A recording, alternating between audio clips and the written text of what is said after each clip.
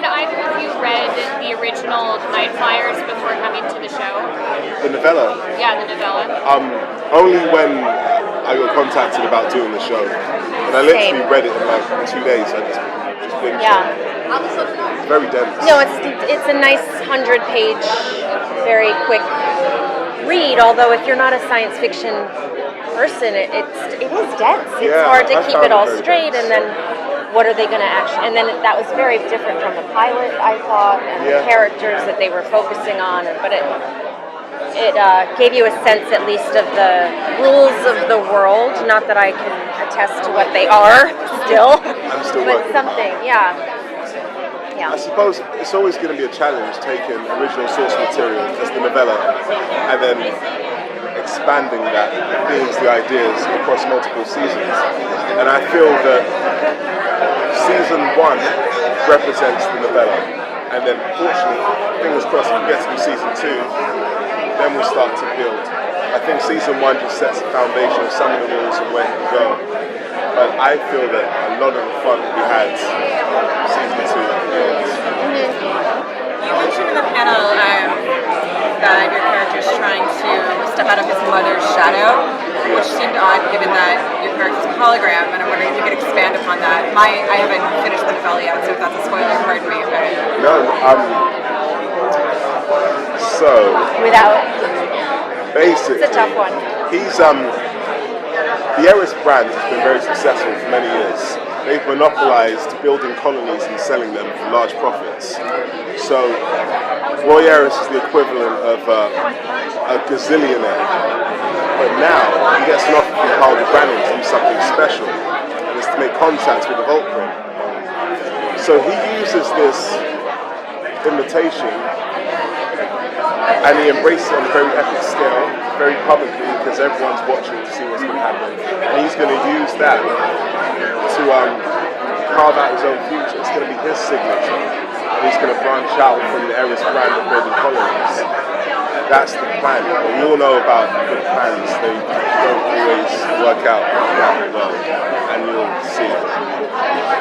I think you're ready for it. I thought that was great. Sorry, because I just get really nervous about giving away. Totally my fine. list of things that I shouldn't say is ridiculous. Yeah. It's annoying. It's like, what can I say? It's like, I felt like I say should the show show's up. on Syfy. My name is David. I'm Roy Eris. Yeah. Nice to meet you.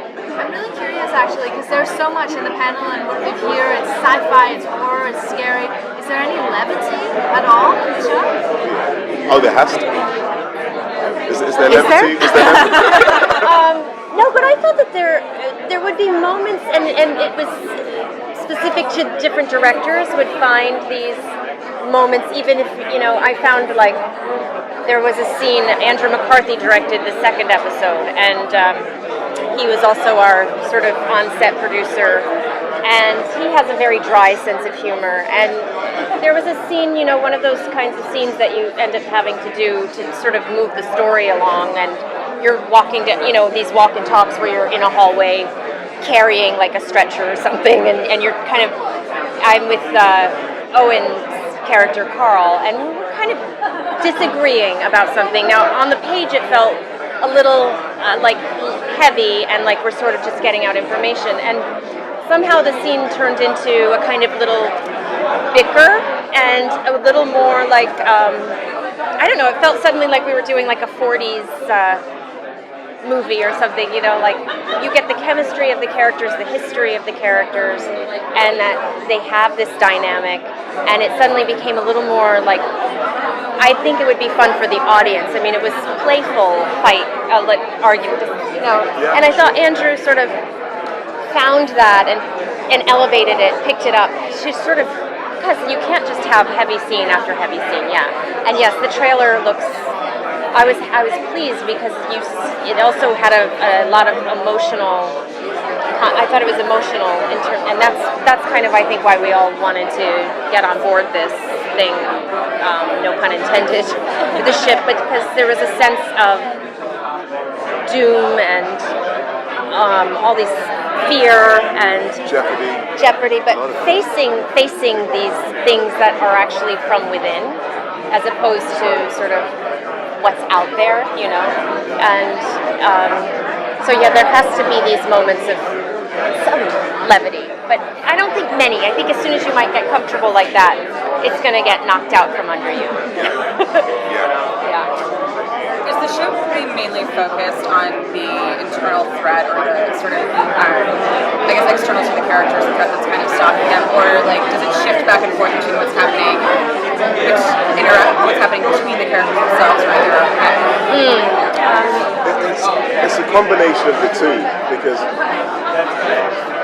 what starts to happen is everyone on the ship becomes aware that there is another threat which no one anticipated. And that becomes a catalyst for everyone's survival instinct to kick in. And then small groups are formed, and we started off supposedly as a team, but then that starts to get broken down bit by bit. So in essence, I think we have three threats. There's an internal one individually, there's an external threat, and then there's another internal threat that no one anticipates. There's creating that paranoia, and in truth, as a group, we're kind of all meeting for the first time, so the allegiances aren't really there from the beginning, sure. And so there's a lot of mistrust at the get-go, and then it just goes off on this other journey. But I do feel like the threat from the exterior threat is less the focus than it is the internal threat. And then